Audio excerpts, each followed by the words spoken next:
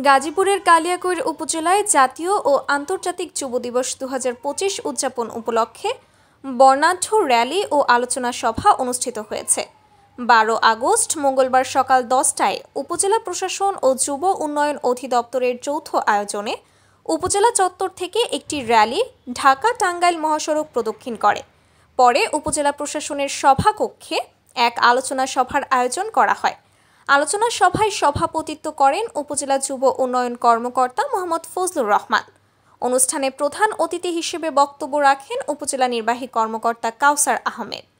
বিশেষ অতিথি হিসেবে বক্তব্য রাখেন কালিয়াকৈর বিআরডিবির চেয়ারম্যান মোহাম্মদ মোফাজ্জল হোসেন। এ সময় আরও বক্তব্য রাখেন কালিয়াকৈর মডেল প্রেস ক্লাবের সভাপতি মোহাম্মদ ইমারত হোসেন, যুগান্তর প্রতিনিধি সরকার আব্দুল আলিম। অনুষ্ঠানে বিভিন্ন দপ্তরের কর্মকর্তা কর্মচারীবৃন্দ ও স্থানীয় যুব সমাজ অংশগ্রহণ করেন।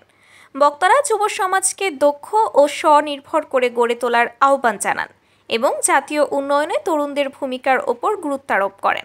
এ সময় চেক ও প্রশিক্ষণের সনদ, ক্রীড়া সামগ্রী ও সফল সংগঠকদের মাঝে ক্রেস্ট প্রদান করা হয়।